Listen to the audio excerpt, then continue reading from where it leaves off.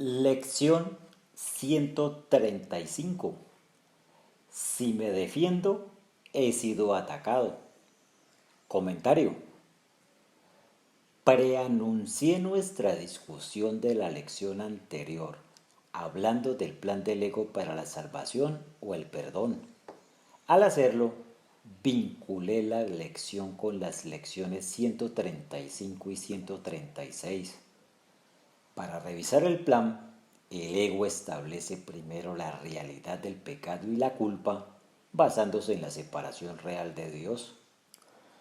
A continuación nos dice que el pecado y la culpabilidad son tan atroces que tienen que ser negados y nunca más vistos para que la venganza airada de Dios no descienda, destruyéndonos como castigo por nuestro pecado. Mágicamente nos salvamos de la naturaleza horrible de la culpa, proyectándola desde la mente, donde es percibida y experimentada en el cuerpo. En la lección 134, el plan del ego de perdonar y destruir trata con su necesidad de proyectar la culpa de la mente sobre el cuerpo de otra persona, una culpa que luego presumimos perdonar. En la lección 136, el plan pide que el ego proyecte la culpa sobre nuestro propio cuerpo, haciéndonos enfermar. En la lección actual, el enfoque se centra en el plan del ego de tratar con la multitud de problemas que surgen de la proyección de la culpa, cada uno de los cuales exige planes o defensas. Las dos palabras se usan aquí como sinónimos para protegernos de los peligros percibidos fuera de nosotros, haciéndonos creer que el problema no está dentro de nuestras mentes, sino en el mundo de los cuerpos. El ego pide un plan, es decir, defensas, para resolver el problema. Esta estrategia es el enfoque de la lección 135. Por cierto, esta lección es la más larga del libro de ejercicios, más de 4 páginas, y también una muy importante. El tema de esta lección, si me defiendo he sido atacado, recuerda a la línea de The Two Pictures, los dos cuadros, todas las defensas hacen lo que quieren defender. Texto capítulo 17, sección cuarta, párrafo 7, oración 1. El propósito de las defensas es protegernos del miedo, pero construir una defensa refuerza nuestro sentido de vulnerabilidad que, junto con la percepción del peligro, justifica nuestra defensa o nuestra necesidad de defensa. Sin miedo no hay necesidad de protección, por lo que tener defensas significa que tenemos miedo. Así vemos que aunque el propósito de una defensa es protegernos del miedo, solo lo refuerza. Finalmente, la lección explica que cuando creo que necesito defensa, me ataco a mí mismo negando que soy el hijo invulnerable que Dios creó. Como parte de su amorosa unidad, no podía haber nada fuera de mí y ciertamente nada que pudiera amenazarme. Sin embargo, cuando planeo mi defensa, declaro que no soy invulnerable. Al contrario, yo digo que sí, ese es el ataque. Todo ataque es autoataque, no puede ser otra cosa. Surgiendo de tu propia decisión de no ser lo que eres, es un ataque a tu identificación. El ataque es, pues, la forma en que se pierde la identificación, porque cuando atacas debes haber olvidado lo que eres. Texto capítulo 10, sección segunda, párrafo 5, oraciones 1 y 4. Párrafo 1.1. ¿Quién se defendería si no pensara que fue atacado, que el ataque fue real y que su propia defensa podría salvarse? Comentario. Esto es similar al comienzo del capítulo 6, donde Jesús afirma que el ataque nunca está justificado. El enojo siempre implica la proyección de la separación, que en última instancia debe ser aceptada como responsabilidad propia, en lugar de ser culpada por los demás.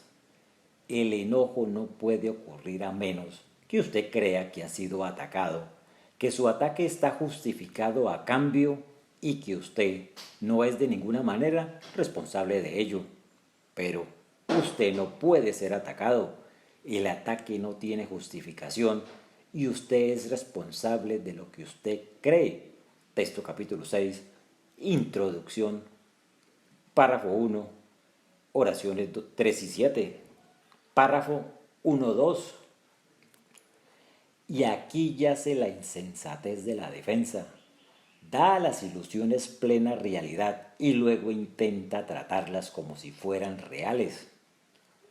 Comentario. La ilusión fundamental es que, habiendo elegido la existencia individual por encima de la unidad, estoy separado del amor de mi fuente, destruyéndolo en un acto de pecado. Soy salvado de la enormidad de mi culpa por la proyección, viéndola en otra persona. Esto hace al mundo culpable de mi pecado y por eso creo que otros están dispuestos a atacarme, lo que justifica mi defensa contra sus injustificados ataques a mi inocencia. Texto capítulo 31, sección quinta, párrafo 3, oración 4.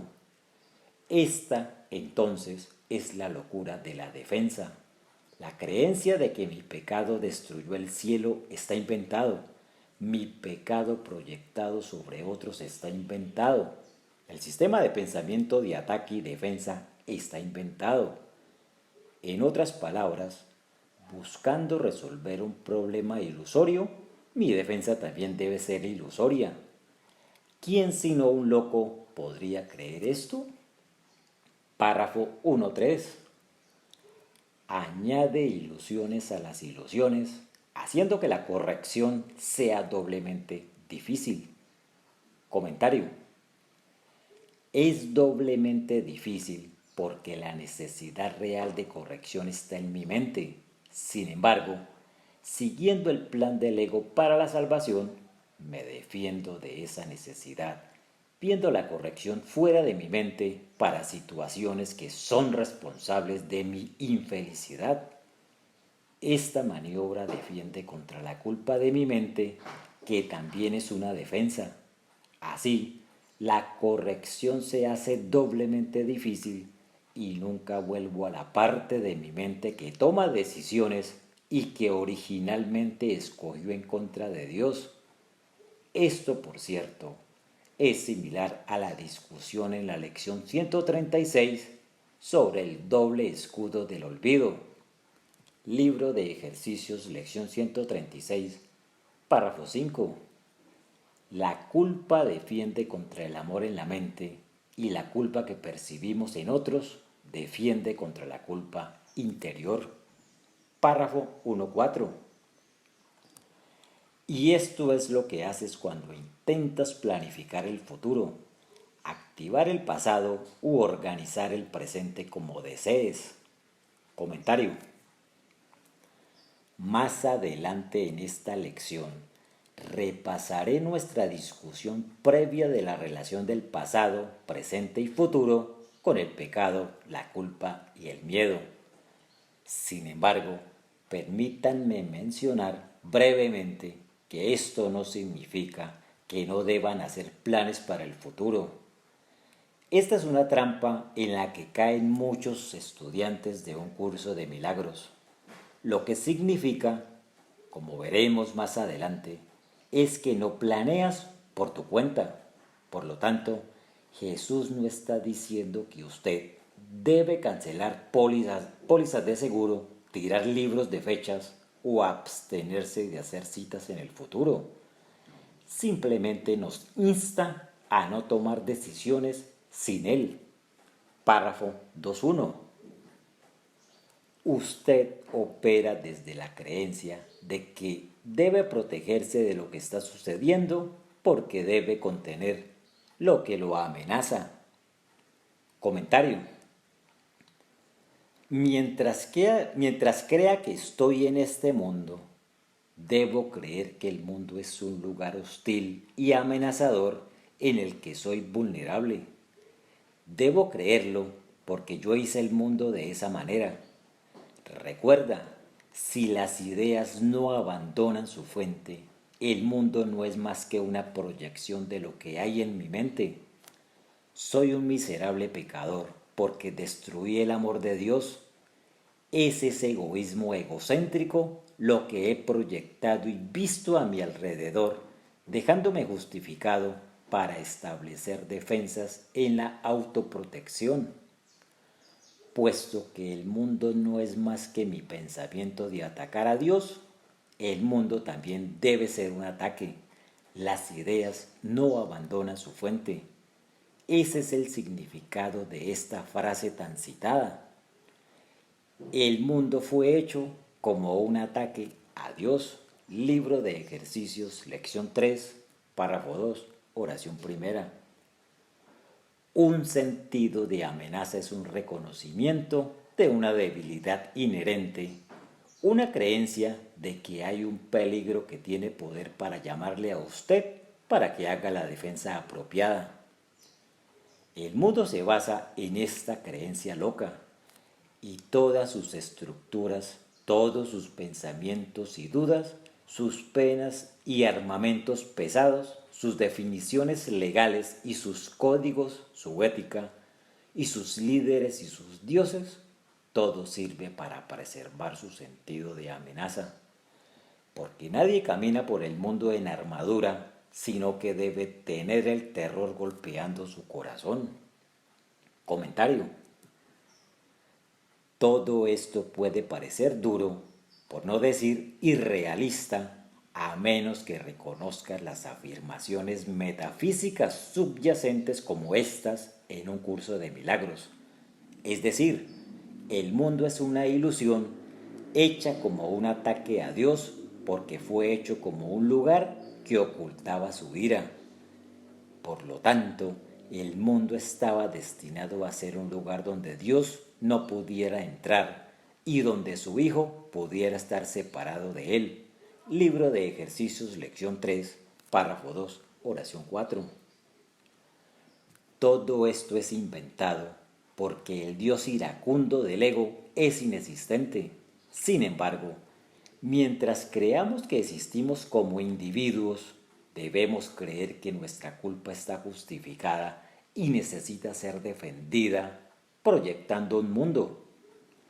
Una vez que el mundo está en su lugar en nuestras mentes, las cosas que Jesús describe aquí, estructuras, armamentos, castigos, códigos legales, ética, etc., tienen perfecto sentido.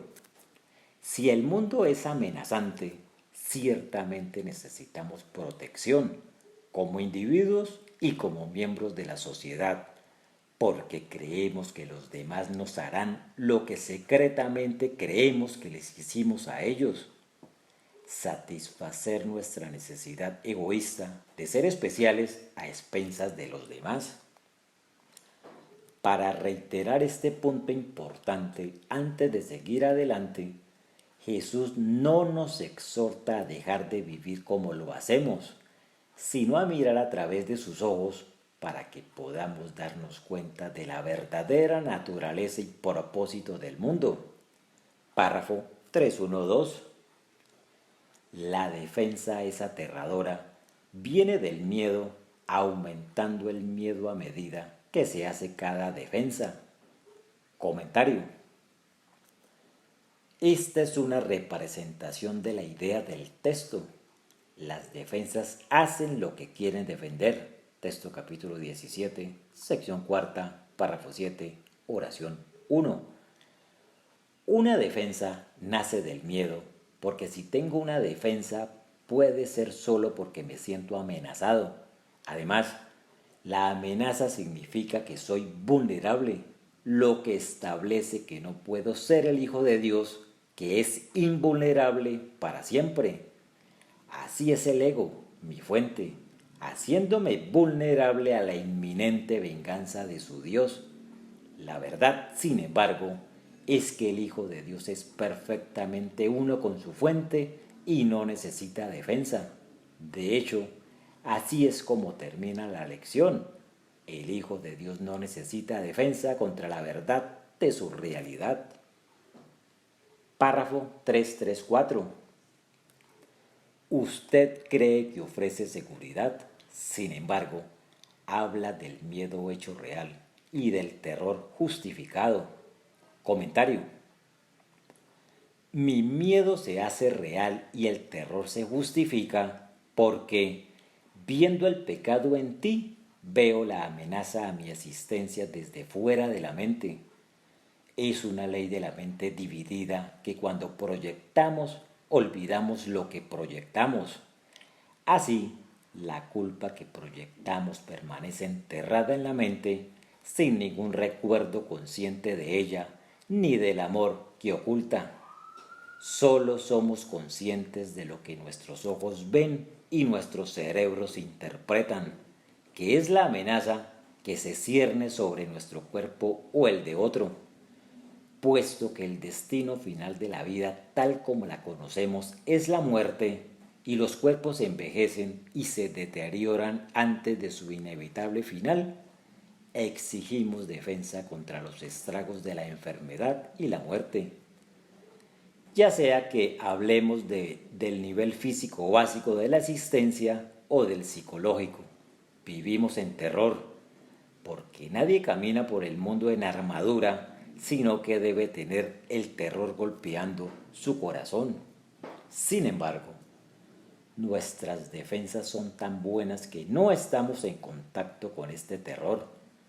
Ocasionalmente, la ansiedad o el miedo irrumpen, pero no se acercan a la enormidad del terror que acecha en su interior y que dice: destruiste a Dios y, levantándote de entre los muertos, Él te perseguirá y se apoderará de tu vida que le arrebataste. Este mundo entonces actúa como una defensa o una cortina de humo, impidiéndonos recordar la horrible verdad que hicimos sobre nosotros mismos. El hecho mismo de que pensemos que existimos significa que el terror está en lo más profundo de nuestro ser, aunque sea negado. Justificamos nuestro miedo diciendo que todo el mundo tiene miedo. De hecho, si no tomamos medidas para que el oxígeno respire, el agua beba y los alimentos coman, moriremos. De la misma manera, si no cuidamos de nuestras necesidades especiales, moriremos psicológicamente, nos sentiremos deprimidos y miserables, aislados y solos. Así intentamos defendernos de un mundo intrínsecamente hostil y amenazante, que hemos hecho que sea así, del que no hay escapatoria. Párrafo 3.5. No es extraño que no te detengas a preguntar, mientras elaboras tus planes y haces más gruesas tus armaduras y más apretadas tus cerraduras, ¿qué defiendes? ¿Cómo y contra qué? Comentario. Esto introduce la siguiente sección que discute el cuerpo que intentamos defender. El punto de vista aquí, como a lo largo de su curso, es que estamos equivocados acerca de nuestra identidad. Creemos que existimos como carne y hueso, separados de Dios y de los demás. Este pensamiento de separación está encerrado en el cuerpo, juzgado como nuestra realidad. En otros lugares, Jesús se refiere a esta identidad como una parodia o parodia del yo glorioso que Dios creó. Texto capítulo 24, sección séptima, párrafo 1, oración 11. Libro de ejercicios, lección 95, párrafo 2, oración primera. En lugar de este glorioso ser de espíritu, hemos establecido esta parodia de vida llamado cuerpo que creemos que somos. Jesús no está diciendo que debemos sentirnos culpables debido a nuestra identificación corporal. Sabe muy bien que todos los que leen y estudian sus enseñanzas piensan que son cuerpos. Su amable mensaje es: déjame ayudarte a ver lo que crees que eres. No tienes que cambiarla ni dejarla ir. No tienes que temer que vas a desaparecer en la nada. Simplemente retroceda conmigo y mira esta extraña identidad y déjame ayudarte a reconocer la mente de la que vino y por qué. Y finalmente, lo que podemos hacer para protegerla verdaderamente. Antes de pedirnos que dejemos ir nuestra inversión en el cuerpo, Jesús nos pide que compartamos su suave sonrisa mientras miramos el cuerpo y lo que llamamos nuestra vida. Ese es el propósito de esta lección: cuestionar nuestra inversión al dar un paso atrás con él y mirar. Es también lo que se entiende por lo siguiente: tu pregunta no debería ser ¿cómo puedo ver a mi hermano sin el cuerpo? Solo pregunta: ¿realmente deseo verlo sin pecado? Texto capítulo 20, sección séptima, párrafo 9, oraciones 1 y 2. La siguiente parte de la lección trata de la relación del cuerpo con la mente. Párrafo 4. Consideremos primero lo que usted defiende. Debe ser algo muy débil y fácil de agredir. Debe ser algo hecho presa fácil, incapaz de protegerse y necesitando tu defensa.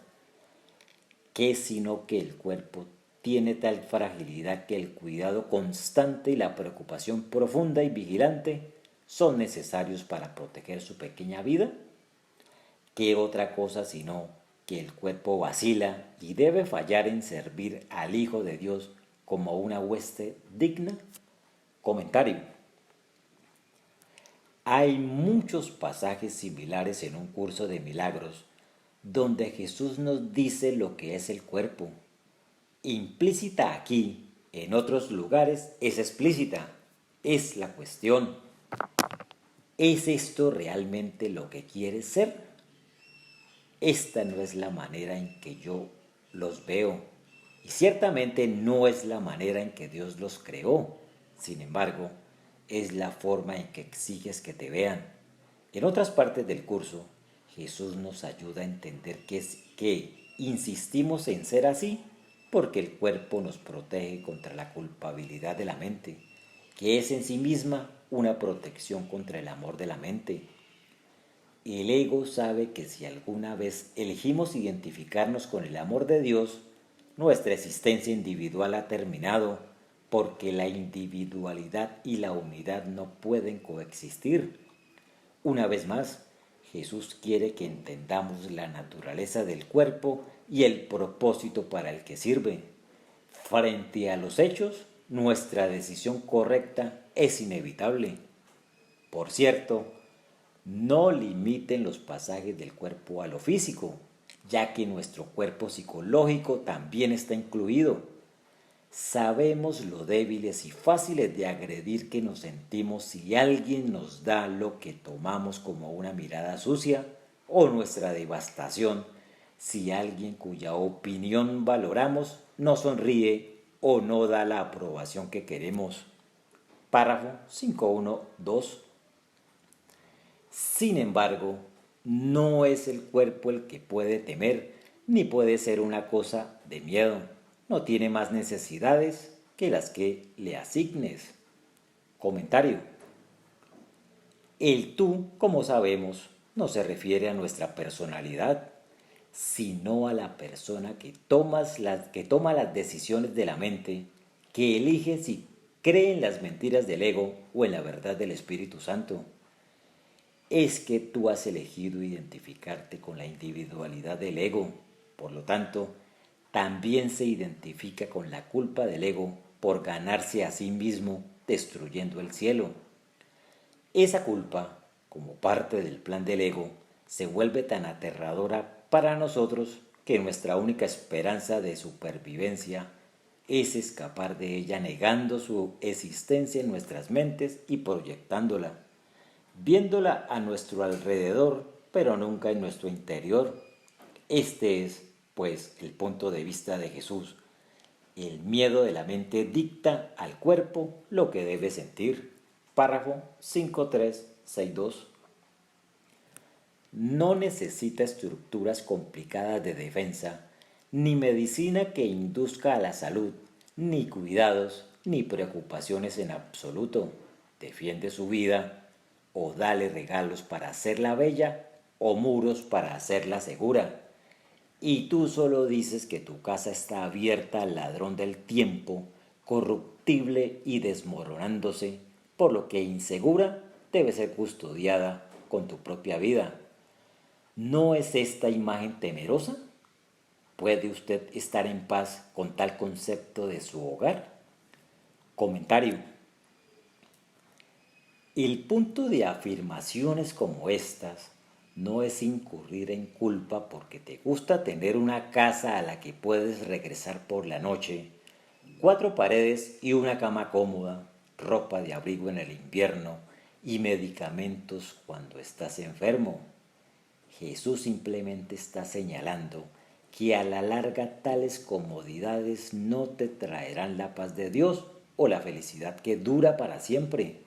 De hecho, nada de lo que hagas en este mundo, absolutamente nada, te traerá esa paz o felicidad, por muy santa que parezca. Solo un cambio de opinión nos lo ofrece. Para decirlo de otra manera, todo el mundo camina con terror, pero trata de ocultarlo. Por lo tanto, Jesús nos ayuda a darnos cuenta, en primer lugar y ante todo, que estamos aterrorizados. Nos muestra la fuente del terror, porque si no conocemos su origen en la mente, no podemos hacer nada al respecto. Si pensamos que el miedo está justificado, proveniente de elementos o personas hostiles, nos esforzaremos solo por obtener protección externa como individuos o como miembros de grupos sociales, religiosos y nacionales. Nuestra propia existencia como individuos y sociedades se basa en protegernos para que el miedo se alivie, porque creemos que la amenaza es externa, creemos que la única manera de combatirla es defenderse contra el peligro inminente, es decir, tener un plan para lidiar con la fatalidad que sentimos que está a la vuelta de la esquina. Una vez más, Jesús no está diciendo que no debamos hacer cambios externos en nuestras vidas. Nos pide más bien que seamos conscientes de que estas vidas se basan en un sistema defensivo de mentiras construido para defenderse de las mentiras. Este pasaje también aborda otro elemento clave en el plan defensivo del ego, la identificación con el cuerpo como nuestro hogar.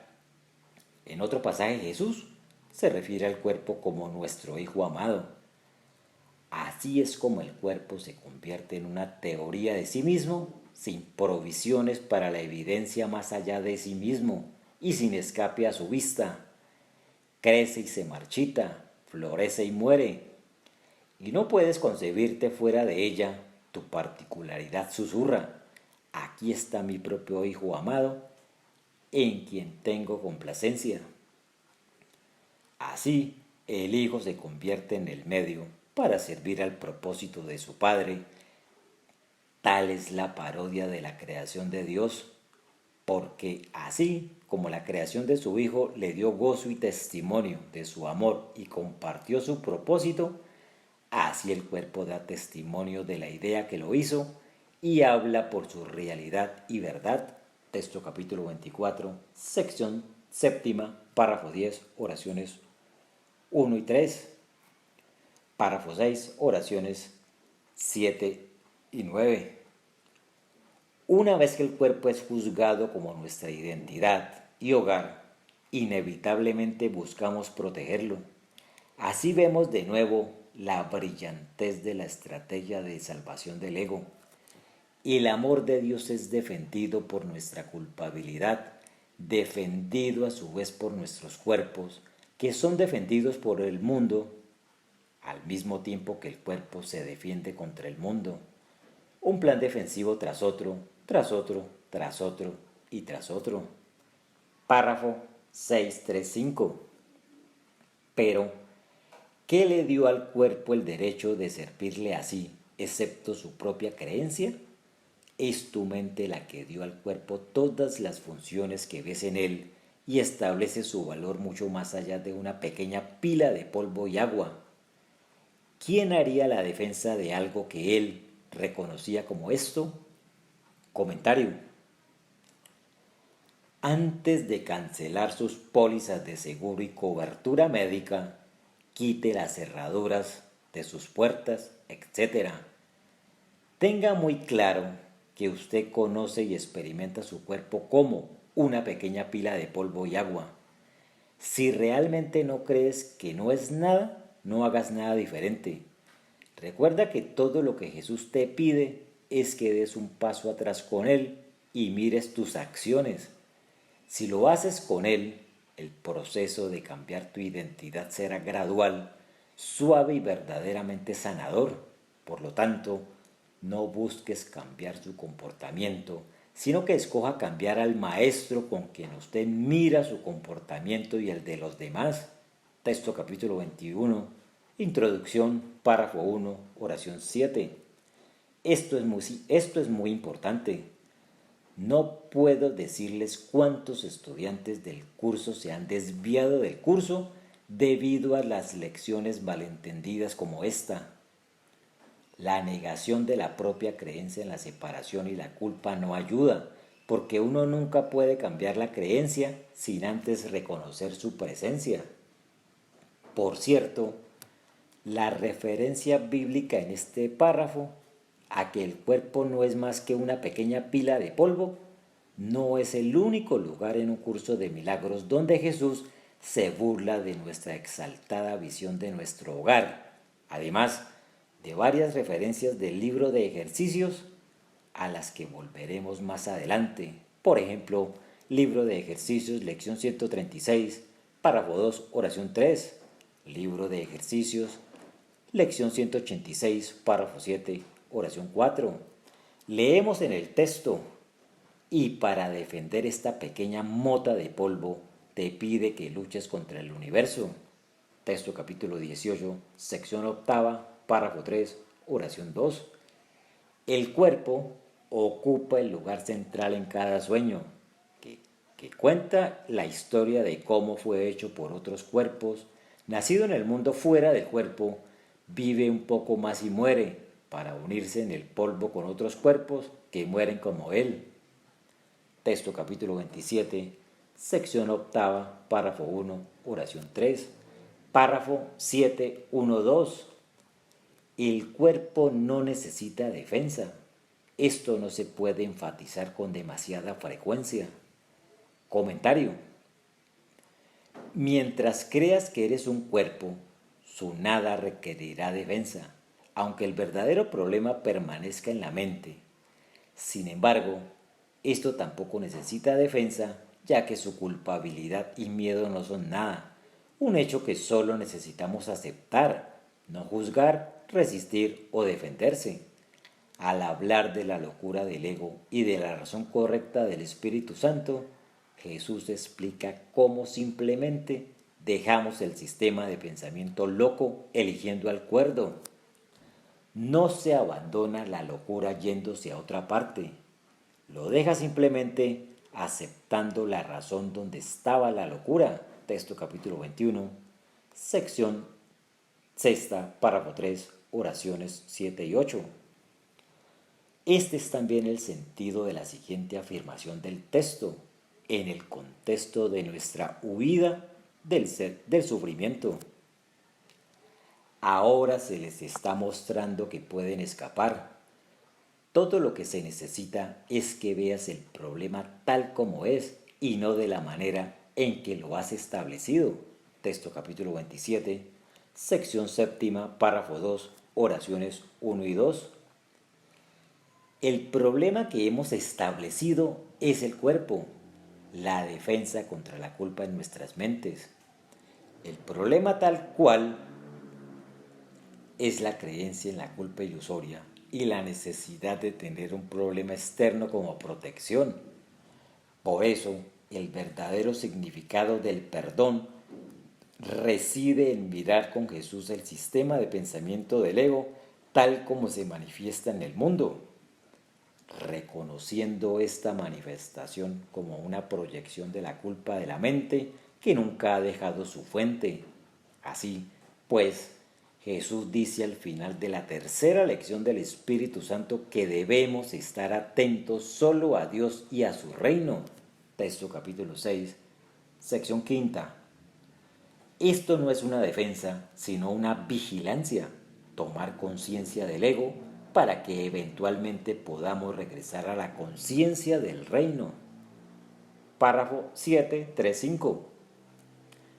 Será fuerte y saludable si la mente no abusa de ella al asignarla a funciones que no puede cumplir, a propósitos más allá de su alcance y a objetivos exaltados que no puede cumplir. Tales intentos, ridículos pero muy apreciados, son las fuentes de los muchos ataques locos que le hacen, porque parece fallar sus esperanzas, sus necesidades, sus valores y sus sueños. Comentario.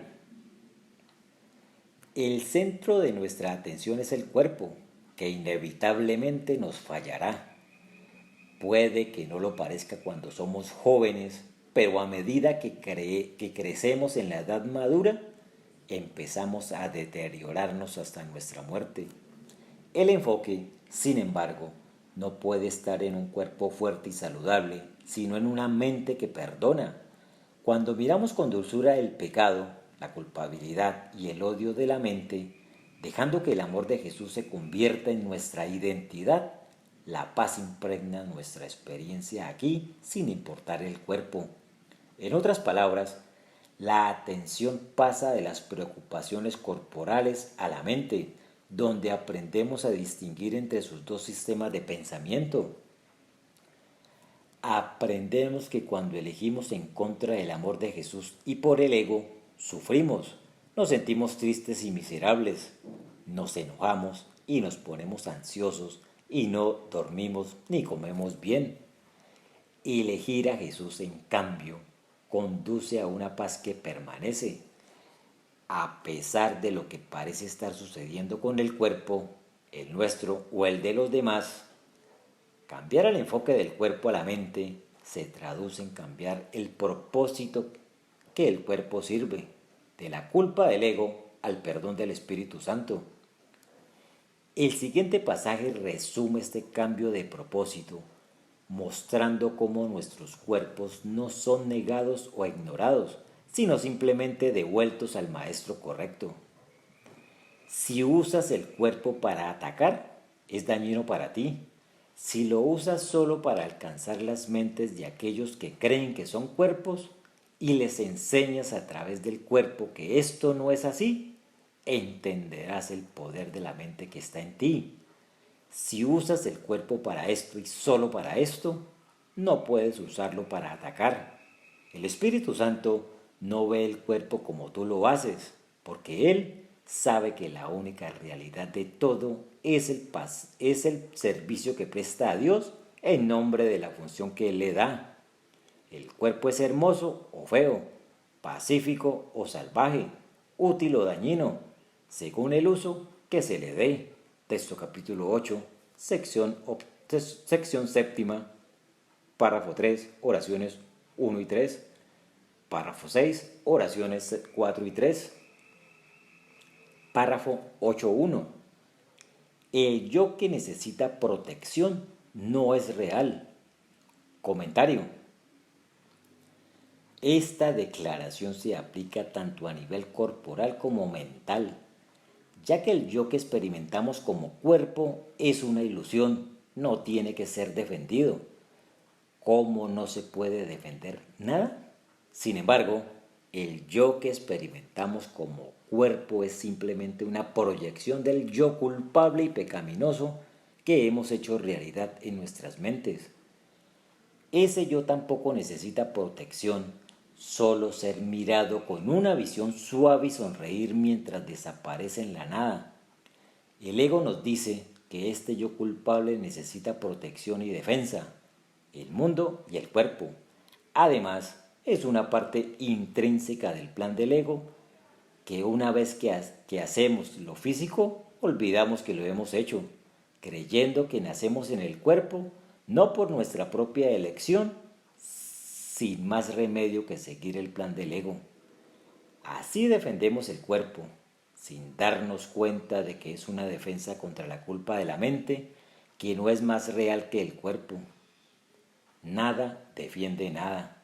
Por eso Jesús nos aconseja que no tenemos que hacer nada. Texto capítulo 18, sección octava.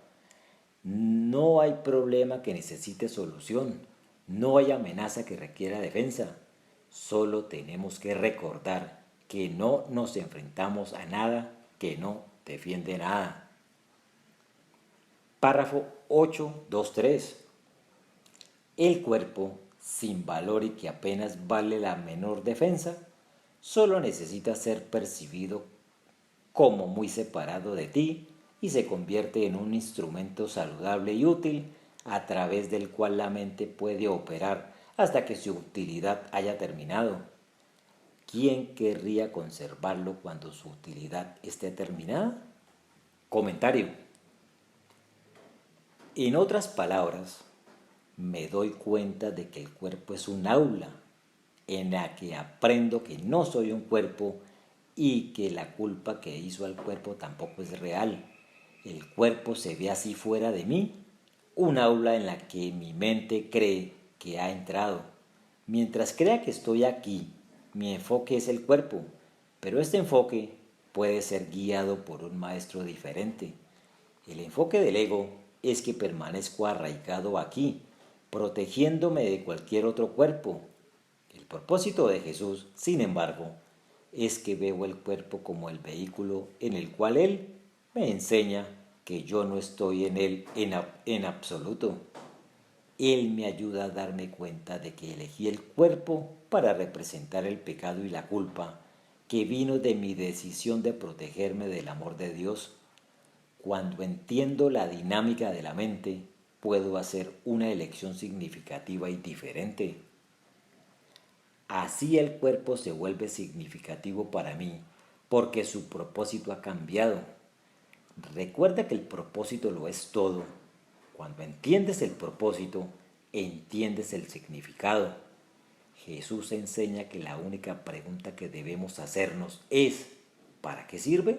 Texto capítulo 4, sección quinta, párrafo 6, oraciones 7 y 9. Texto capítulo 24, sección séptima, párrafo 6, oraciones 1 y 3. El propósito del cuerpo desde el punto de vista del ego es ser una prisión de la que nadie escapará. Para el Espíritu Santo es un salón de clases y cuando aprendemos sus lecciones, todos escapamos. Simplemente al darnos cuenta de que nunca estuvimos en el cuerpo en primer lugar. Es por eso que Jesús describe este escape del cuerpo como un silencioso derretimiento en la mente. No hay violencia en absoluto en esta fuga. El cuerpo no es atacado, sino simplemente percibido adecuadamente. No te limita, simplemente porque no lo quieras. No eres realmente levantado de ella, no puede contenerte. Vas donde estarías, ganando, no perdiendo, un sentido del ser. Ven a este lugar de refugio, en el instante santo de la mente, donde puedes ser tú mismo en paz, no a través de la destrucción, no a través de una ruptura, sino meramente por un derretimiento silencioso. Texto capítulo 18, sección sexta, párrafo 13, oraciones 1 y 5. Párrafo 14, oraciones 5 y 6. Párrafo 9.1. Defiende el cuerpo y has atacado tu mente. Comentario. Volvemos al punto central de la lección. Cuando defiendo el cuerpo, afirmo su debilidad y vulnerabilidad. Hay algo fuera de lo cual necesito protección. Sin embargo, si veo mi cuerpo como vulnerable al pecado externo, es solo porque primero realicé el pecado en mi mente y concluí que necesitaba protección de él, que es el plan de defensa del ego que me hace proyectar el pecado sobre ti, escapando así a su inevitable y punitivo efecto. Cuando pido la ayuda del Espíritu Santo con problemas aquí, estoy diciendo que tengo un problema peor en mi mente que no quiero ver. Así, Jesús enseña que hemos atacado nuestras mentes cuando defendemos el cuerpo. El pecado se ha hecho real y luego se ha vuelto totalmente inaccesible a la corrección. Párrafo 9.2. Porque habéis visto en ellas las faltas, las debilidades, los límites y las carencias de las que creéis que el cuerpo debe ser salvado. Comentario. He visto pecado y maldad, culpa y temor en mi mente, pero al proyectar esta oscuridad, creo que está a mi alrededor un problema de la cual mi cuerpo debe ser salvado. Es por eso que necesito un plan de defensa para protegerme de la amenaza externa en lugar de abordar la verdadera cuestión que permanece oculta. ¿Por qué elegí la culpa del ego en primer lugar? Párrafo 9.3.4. No verás la mente separada de las condiciones corporales, y tú impondrás sobre el cuerpo todo el dolor que viene de la concepción de la mente como limitado y frágil, y aparte de otras mentes y separado de su fuente. Comentario. El pensamiento en mi mente de que estoy separado de Dios y por lo tanto pecador, culpable, frágil y vulnerable, se proyecta y se ve en mi cuerpo que se vuelve como mi mente, la cual ya no recuerdo. Todo lo que ahora veo y se está afuera. Consecuentemente, los pensamientos de mi mente son los mismos pensamientos en mi cerebro, excepto que, en lugar de existir dentro de mí, los veo venir de un mundo en el que nací. Este mundo se hace realidad, un hecho que afirma que estoy separado de todos los demás, un hecho que es una sombra del pensamiento que dice que me he separado de mi fuente y que existo independientemente y libre. La culpa que dolorosamente sigue a este pensamiento pecaminoso se desplaza al cuerpo que siente el dolor, pero no conoce su fuente. Es por eso que Jesús nos dice en un pasaje familiar que el cuerpo no es el problema. De hecho, es un punto de vista sin sentido responsabilizar a la vista de una cosa que no puedes ver y culparla por los sonidos que no le gustan aunque no pueda oír. No sufre el castigo que tú le das porque no tiene sentimiento. Se comporta de la manera que usted quiere, pero nunca hace la elección. No nace y no muere. Solo puede seguir sin rumbo el camino en el que se ha trazado. Tú lo envías a buscar la separación y a estar separado, y luego lo odias, no por lo que es, sino por los usos que has hecho de él. Ve y actúa por ti, el que toma las decisiones, y es frágil y poco por tu deseo. Lo odias, pero crees que es tu ser, y que sin él tu ser se perdería. Texto capítulo 28, sección sexta, párrafo 2, oraciones 1 y 5. Párrafo 3, oraciones 2 y 3. Párrafo 8, oraciones 4 y 2. Este pasaje penetrante establece tan claramente como sea posible la locura de enfocarse en el cuerpo, ya sea como una fuente de placer o dolor, como un objeto de reverencia o repulsión, cuando es el poder de decisión de la mente lo que es el verdadero problema, así como la solución. La defensa solo se justifica cuando se entiende como vigilancia contra nuestra elección del ego. Párrafo 10.1.3.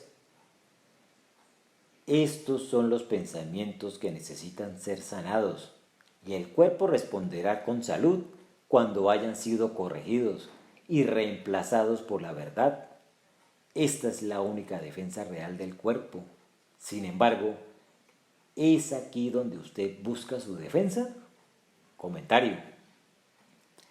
El problema de nuevo es que niegas la culpa de la mente, la proyectas sobre el cuerpo que entonces parece enfermarse.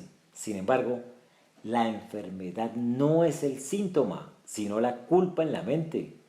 Esto significa que si tu mente está curada, es decir, la culpa ha desaparecido, no estás enfermo, independientemente de cómo se vea tu cuerpo.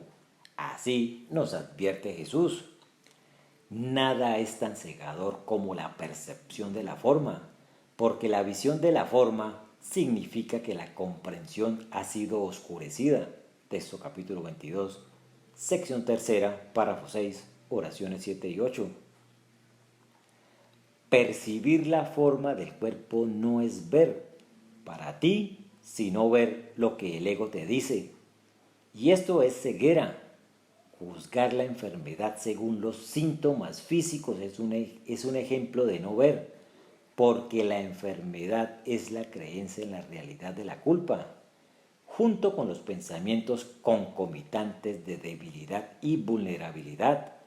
Si su mente está sana, el cuerpo debe estar sano, a pesar de las apariencias de lo contrario, porque el cuerpo no estaba enfermo en primer lugar, simplemente obedecía a los dictados de la mente. La confusión de la conexión causal entre mente y cuerpo es común entre los estudiantes del curso. El lector puede recordar esta discusión muy temprano en el texto. La enfermedad o no rectitud mental es el resultado de la confusión de nivel, porque siempre implica la creencia de que lo que está mal en un nivel puede afectar adversamente a otro. Nos hemos referido a los milagros como el medio de corregir la confusión de nivel, porque todos los errores deben ser corregidos en el nivel en el que ocurren. Solo la mente es capaz de equivocarse. El cuerpo puede actuar erróneamente solo cuando está respondiendo a una idea equivocada. Texto capítulo 2, sección 4, párrafo 2, oraciones 2 y 5. Este punto es subrayado por este pasaje posterior del texto, aclarando de nuevo la confusión al entender que la mente es la fuente de la enfermedad.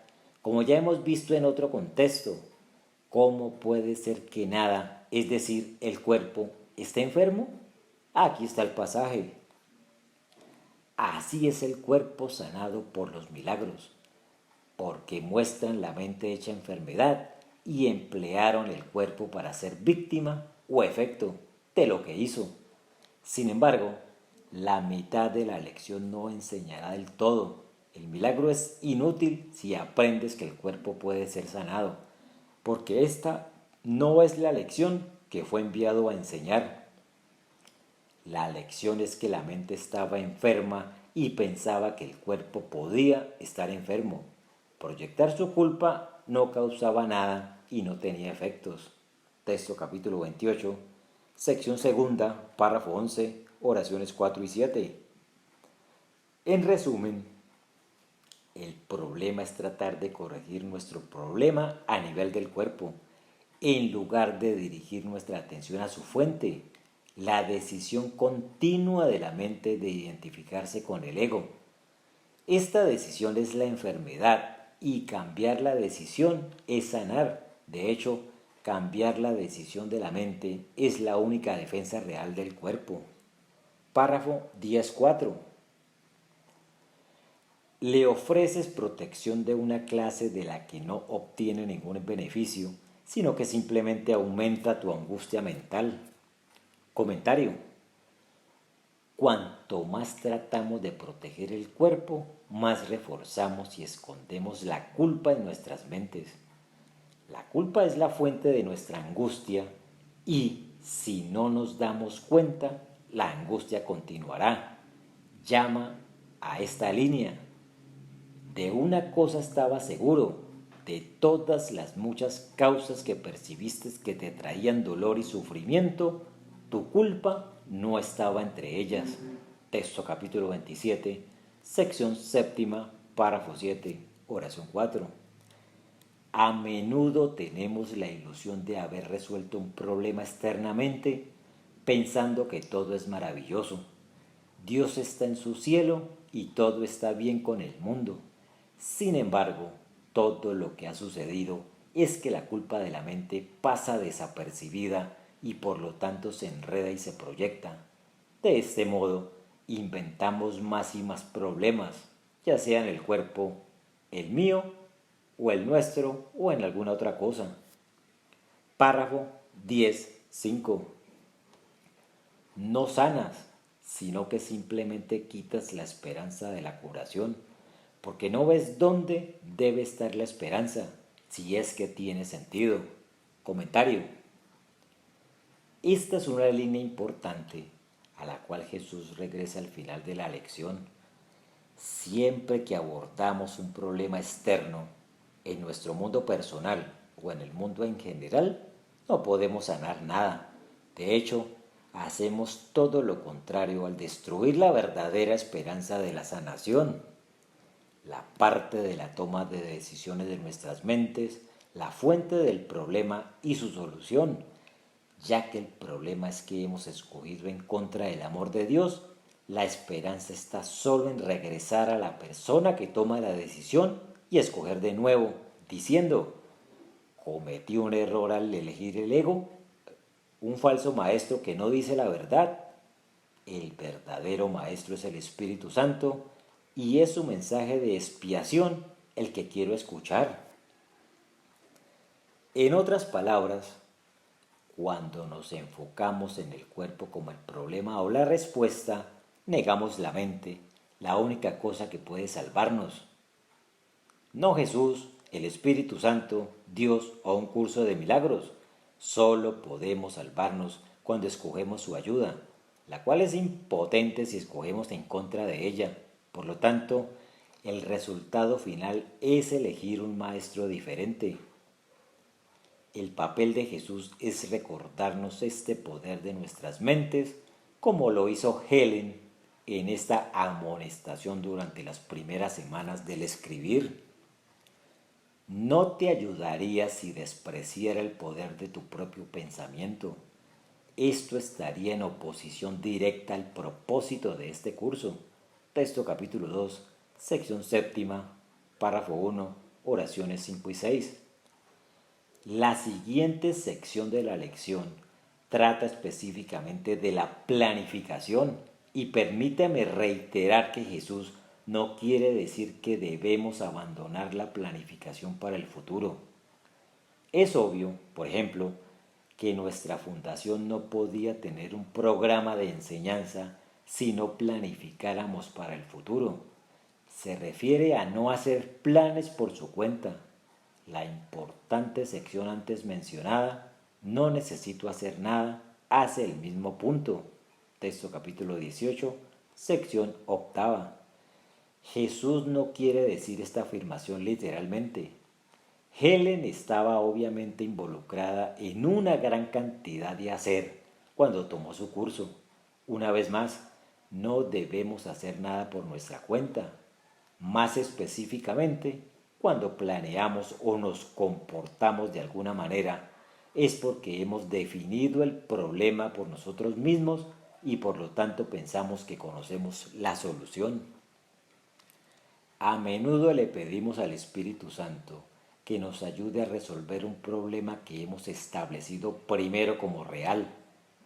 La razón por la que no necesitamos hacer nada es que no hay ningún problema que resolver. Lo que requiere solución es creer que hay un problema del que necesitamos salvación. Y el único problema es por qué elegiríamos a un profesor que nos lo dijera. Por lo tanto, puesto que la elección equivocada es el problema, la corrección es simplemente elegir al profesor correcto. Por eso Jesús nos exhorta a no hacer nada sin Él, y por eso una mente sana no planea, porque estaríamos planeando resolver un problema que no existe, una cortina de humo para ocultar el verdadero problema de haber elegido mal. Repito, Jesús no está diciendo que no debamos hacer cosas en el mundo. Una de las cosas más importantes que cualquier estudiante de un curso de milagros necesita recordar es ser normal. En la lección 155 se dice que usted debe lucir como los demás, con la única diferencia de que sonreiría con más frecuencia. Libro de ejercicios, lección 155, párrafo 1, oraciones 2 y 3. Usted comería, bebería, se vestiría y tendría planes de seguro como todos los demás, haciendo lo que los demás hacen, pero de manera diferente, porque usted actúa con un maestro diferente, sonriendo más frecuentemente, porque Jesús solo sonríe. El ego sonríe solo cuando quiere algo, lo que significa que su sonrisa refleja asesinato. Recordemos esta firme declaración del texto. Lo que no es amor es asesinato. Texto capítulo 23, sección cuarta, párrafo 1, oración 10. Párrafo 11.1.2. Una mente sanada no planea, lleva a cabo los planes que recibe a través de la escucha de la sabiduría que no es la suya. Comentario. Muchos estudiantes del curso piensan que siguen este principio porque le piden todo a Jesús. Sin embargo, sin saberlo, caen en la trampa del ego porque le hacen su pregunta y por lo tanto pueden recibir una respuesta solo en sus términos. El hecho mismo de que pidan algo específico, por ejemplo, curación física, un espacio de estacionamiento, dinero, una relación, limita la respuesta que reciben. Es la arrogancia de pensar que ellos conocen el problema y luego exigir que Jesús lo resuelva por ellos. Es por eso que nos advierte que no pidamos detalles específicos como en este pasaje revisado. El secreto de la verdadera oración es olvidar las cosas que crees que necesitas. Pedir lo específico es lo mismo que mirar al pecado y luego perdonarlo. También de la misma manera, en la oración pasas por alto tus necesidades específicas tal como las ves y las dejas ir a las manos de Dios. Allí se convierten en sus regalos para Él, pues le dicen que no tendrían dioses delante de Él. No hay amor sino el suyo. ¿Cuál podría ser su respuesta sino tu recuerdo de Él? Se puede cambiar esto por un consejo insignificante sobre un problema de duración instantánea. Dios responde solo por la eternidad, pero aún así todas las pequeñas respuestas están contenidas en este Canto de la Oración, capítulo 1, sección primera, párrafo 4. Pedirle a Jesús ayuda específica no es pecaminoso, pero sí limita su respuesta, como advirtió a Helen en este mensaje poco antes de que comenzara a escribir el canto de la oración. Repetimos aquí su punto central, que subraya lo que vendría en lo que ahora es el panfleto. Cualquier pregunta específica implica un gran número de suposiciones que inevitablemente limitan la respuesta. Una pregunta específica es en realidad una decisión sobre el tipo de respuesta que es aceptable. El propósito de las palabras es limitar y al limitar hacer más manejable una vasta área de experiencia. Pero eso significa que es manejable por ti, para muchos aspectos de la vida en este mundo que es necesario, pero no por preguntar. Dios no usa palabras y no responde con palabras. Él solo puede hablar al Cristo en ti, que traduce su respuesta a cualquier idioma que puedas entender y aceptar. Las respuestas no dependen de ti. Cualquier límite que le pongas interfiere con la audición. La voz de Dios es silenciosa y habla en silencio. Eso significa que usted no expresa la pregunta y no restringe la respuesta. La única petición real es la respuesta de Dios. Estos necesitan la humildad de la confianza, no la arrogancia de la falsa certeza. Ausencia de felicidad, páginas 445, 46 y 450. Esta es, pues, la respuesta a por qué no debemos planificar.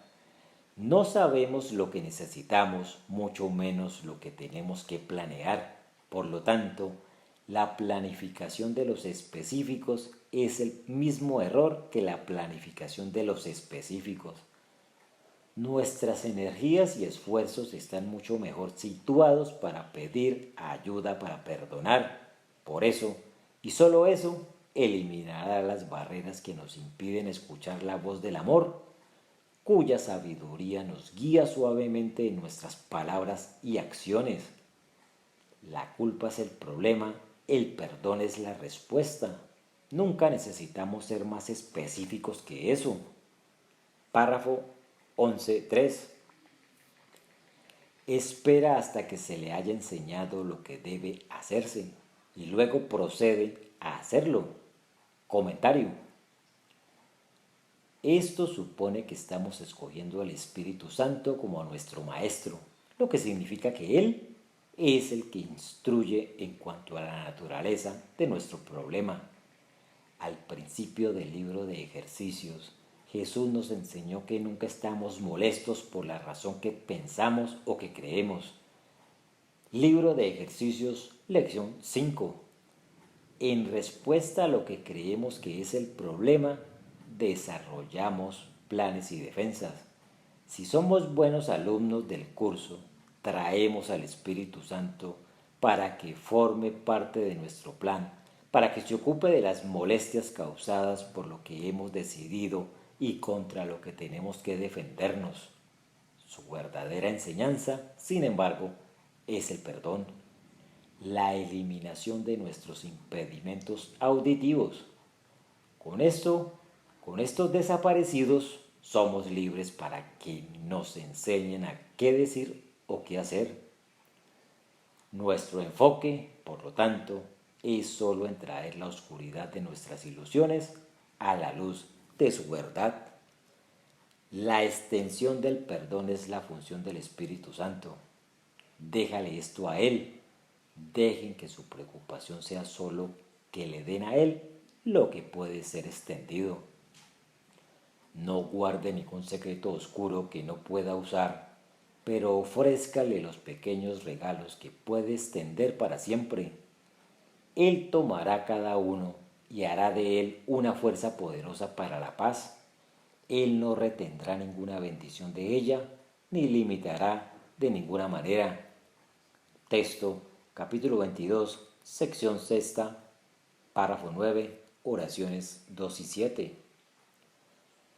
Aprender realmente de nuestro Maestro no es aprender lo que debemos hacer, sino aprender primero cuál es nuestro problema y pedir ayuda para ver la situación de manera diferente. Mirando a través de sus ojos, nos damos cuenta de que la situación, problemas, quejas, dolor, es parte del plan del ego para confundirnos y cuánto a dónde está realmente el problema. Nuestros planes nos llevan aún más profundamente al mundo de los cuerpos. El plan del Espíritu Santo de Jesús nos devuelve a la mente. Este proceso se resume sucintamente en el siguiente pasaje de un capítulo inicial del texto. Mi control puede hacerse cargo de todo lo que no importa, mientras que mi guía puede dirigir todo lo que sí importa, si así lo desean. El miedo no puede ser controlado por mí, pero puede ser autocontrolado. El miedo me impide darte mi control. Texto capítulo 2, sección sexta, párrafo 1, oraciones 3 y 5. Al darle a Jesús nuestro miedo, Él puede controlarlo. Esto libera su amor para que fluya a través de nuestras mentes, guiando suavemente nuestros pensamientos, palabras y comportamiento. Párrafo 11.4.5. No depende de sí mismo para nada más que para cumplir con los planes que le han sido asignados. Es seguro en la certeza de que los obstáculos no pueden impedir su progreso para el logro de cualquier objetivo que sirva al mayor plan establecido para el bien de todos. Comentario. Soy adecuado para cumplir los planes asignados a mi mente cuando dejo que el Espíritu Santo sea mi maestro y mi guía. El plan mayor es la expiación, llevada a cabo por cada fragmento aparentemente separado de la filiación, practicando sus lecciones diarias de perdón, que consiste en elegir a un maestro de perdón. En la lección 134 vimos cómo el ego nos enseña a perdonar, haciendo realidad el pecado y luego pasándolo por alto.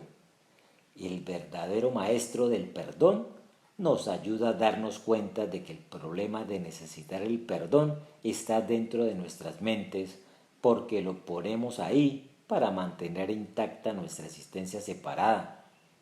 Sé que soy adecuado para cumplir con mi parte en este plan porque tengo un maestro que me guiará en la búsqueda de ayuda interior para el problema en lugar del exterior. El Espíritu Santo es el gran principio de corrección, la expiación, al deshacer lo que nunca fue. Párrafo 12.1. Una mente sanada se libera de la creencia que debe planear. Aunque no puede saber cuál es el mejor resultado, los medios por los cuales se logra, ni cómo reconocer el problema que el plan está hecho para resolver. Comentario. La mente sanada se da cuenta de que no sabe nada y está agradecida de que no sabe nada. No presume arrogantemente de conocer el problema y, por lo tanto, su solución. Creemos que sabemos cómo debe responder la gente a nuestros problemas, ya sea alguien con quien vivimos o trabajamos, o Jesús mismo, porque creemos que sabemos lo que necesitamos. Sin embargo, todo esto es una trampa del ego, así que cuando la gente no nos da lo que necesitamos, estaremos justificados para estar enojados. Por lo tanto, no queremos realmente ayuda siempre y cuando valoremos nuestra individualidad. Sin embargo, cuando reconocemos nuestro error y elegimos al verdadero sanador como nuestro maestro, se nos quita un peso tremendo de encima. Ya no necesitamos preocuparnos por nada porque nos damos cuenta de que la preocupación en sí misma es una defensa, siendo una preocupación por una defensa ilusoria, el cuerpo, para un problema ilusorio, la mente. Párrafo 12.2.3. Debe usar mal el cuerpo en sus planes hasta que reconozca que esto es así, pero cuando ha aceptado esto como verdad, entonces es sanado y deja que el cuerpo se vaya. Comentario.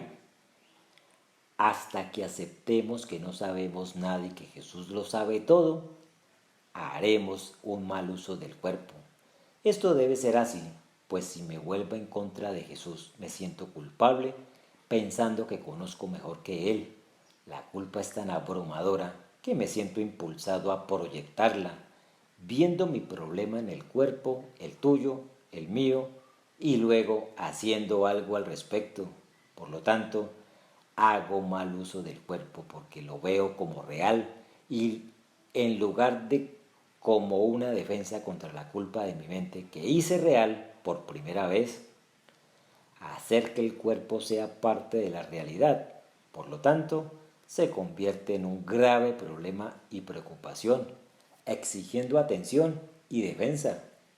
Párrafo 13.1. La esclavitud del cuerpo a los planes que la mente no sanada establece para salvarse debe enfermar al cuerpo. Comentario. Los planes que la mente del ego sin curar establece para sí misma son siempre una expresión de perdón, para destruir, ver el problema en un cuerpo. Debe enfermar el cuerpo porque una mente no sanada se ha vuelto contra el Espíritu Santo, dejándolo separado, siniestro y culpable, que es la enfermedad. Una vez enferma, la mente no tiene más remedio que proyectar la culpa, dando así al cuerpo los síntomas físicos y psicológicos que llamamos enfermedad. Una vez más, la verdadera enfermedad está en la mente, pero se experimenta en el cuerpo debido a la necesidad del ego de escapar de la enfermedad de la culpa, protegiendo así a la mente de cualquier posibilidad de cambio. Párrafo 13.2. No es libre de ser el medio de ayudar en un plan que excede por mucho su propia protección y que necesita su servicio por un tiempo. Comentario. El plan es la expiación y el perdón es el medio por el cual cumplimos nuestra parte en él. Esto tiene que ver solo con un cambio de opinión o de profesores y nada que ver con el comportamiento. Por lo tanto, no tiene nada que ver con un curso de milagros como un libro que tiene que ser enseñado o predicado. Nuestra parte en el plan es simplemente pedir la ayuda de Jesús para perdonar nuestras relaciones especiales. Párrafo 13.3. En esta capacidad está asegurada la salud. Comentario. Sin culpa en mi mente, sé que no soy un cuerpo. Por lo tanto, ¿cómo puede estar enfermo?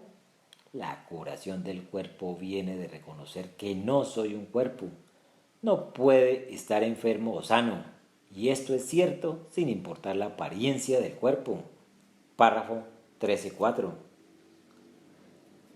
Porque todo lo que la mente emplea para esto funcionará impecablemente y con la fuerza que se le ha dado y no puede fallar. Comentario. Cuando mi cuerpo sirve bajo la guía del Espíritu Santo, puede funcionar perfectamente, sin importar su estado. Así nunca podremos juzgar lo que hay en la mente de alguien por lo que observamos en el cuerpo. Si observamos algo que pensamos que es importante, ya estamos locos y distorsionando la verdad.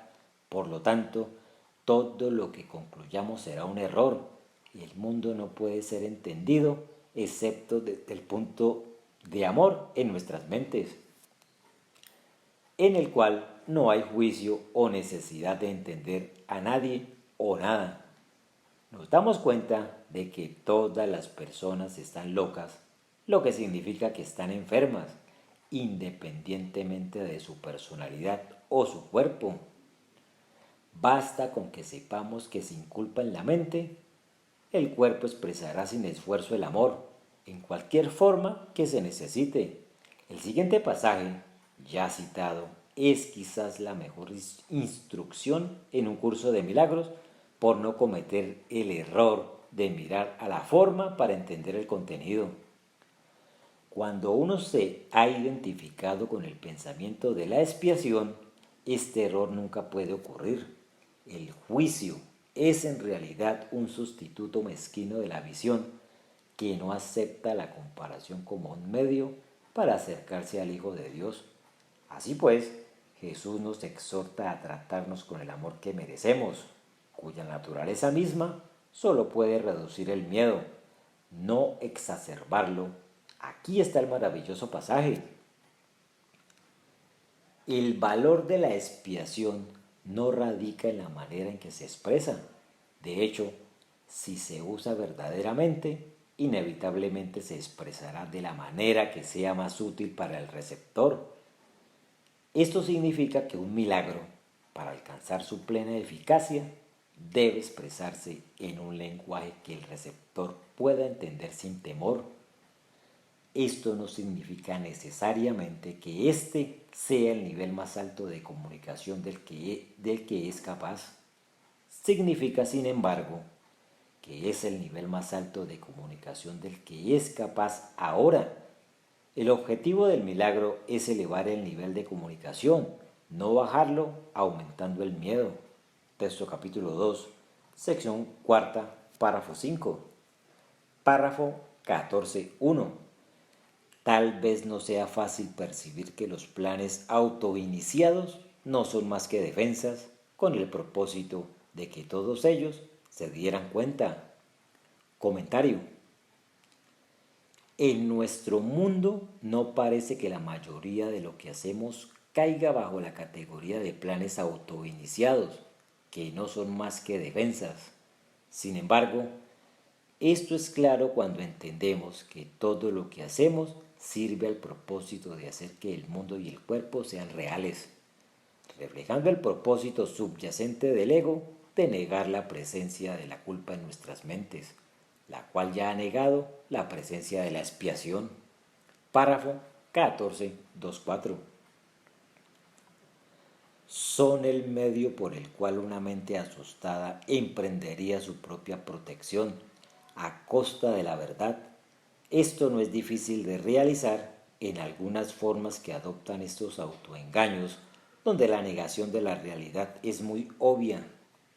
Sin embargo, la planificación no puede ser reconocida como una defensa. Comentario. Repito, Jesús no está hablando de planificación, sino de planes autoiniciados. La planificación en sí misma es una parte natural de la vida en este mundo y, al igual que el cuerpo mismo, es neutral, sirviendo al propósito del ego o del Espíritu Santo. El problema, por lo tanto, no es la planificación ni la condición del cuerpo, sino el propósito del ego servido por dicha planificación. Una vez identificado el problema, la corrección es fácil y sin esfuerzo. Párrafo 15. La mente comprometida en la planificación de sí misma está ocupada en establecer el control de los acontecimientos futuros. No cree que esté previsto a menos que adopte sus propias disposiciones. El tiempo se convierte en un énfasis futuro a ser controlado por el aprendizaje y la experiencia obtenida de eventos pasados y creencias previas. Pasa por alto el presente porque se basa en la idea que el pasado ha enseñado lo suficiente como para dejar que la mente dirija su curso futuro. Comentario. Esto resume la experiencia de todos en el mundo. Vivimos nuestras vidas en el presente del ego, planeando para el futuro, basándonos en nuestras experiencias en el pasado. Nuestra planificación nunca se basa en una decisión que tomamos en el verdadero presente, en el instante santo en el que elegimos a Jesús en lugar del ego. De hecho, todo lo que hacemos se basa en el pasado. Por ejemplo, hoy no me gustas por lo que me dijiste ayer, pero si el tiempo es una ilusión, ¿qué tiene que ver el ayer con todo esto? Nada, a menos que quiera una excusa para odiarte hoy, porque este odio me impide ver el odio hacia mí mismo. El pasado se convierte así en una manera de justificar mi decisión de odiarte en el presente. Además, si quiero demostrar que la vulnerabilidad de mi cuerpo no es culpa mía, solo tengo que mirar al pasado, lo que me dice que todo el mundo muere en este mundo de acuerdo con leyes que escapan a nuestro control. Por lo tanto, tengo que tomar medidas para mi muerte o la muerte de mis seres queridos, todo lo cual se basa en la percepción pasada. La necesidad subyacente, servida por el sistema de pensamiento, es preservar mi culpa, pero verla en otra persona. Como he explicado antes, una manera de entender el mundo del tiempo, pasado, presente y futuro, es verlo como una sombra del mundo interior del pecado, la culpa y el miedo.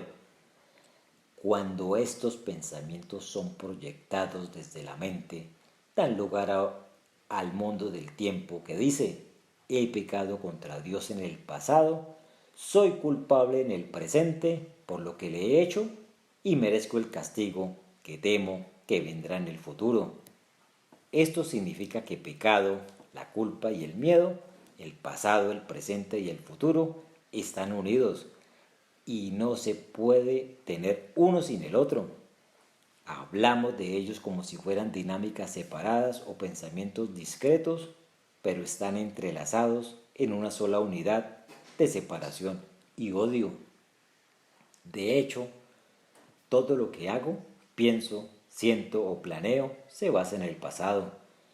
Pero si actúo con Jesús, ya no estoy separado de Él y por lo tanto no estoy separado del amor de Dios. Sin separación no puede haber un sistema de pensamiento de odio ni un mundo temporal. Por lo tanto, con Jesús como mi maestro, mi plan futuro no es expiar los pecados pasados, tratando así de prevenir una catástrofe inevitable que sé que es mi castigo inevitable. Más bien, mi planificación viene del amor y no necesito hacer nada más que seguir su gentil guía. Párrafo 16.1. La mente que planea se niega así a permitir el cambio. Comentario. Como una mente sin curar que planea, no permito el cambio porque quiero que la separación sea real, sino en otra persona. Tampoco quiero ningún cambio real en el mundo, porque eso refleja un cambio en mi mente. Y quiero que mi decisión original para que el ego se mantenga. Así Jesús nos enseña acerca de nuestro miedo al cambio. Muchos protegen sus ideas porque quieren proteger sus sistemas de pensamiento tal como son. Y aprender significa cambiar. El cambio es siempre temeroso para los separados porque no pueden concebirlo como un movimiento hacia la curación de la separación.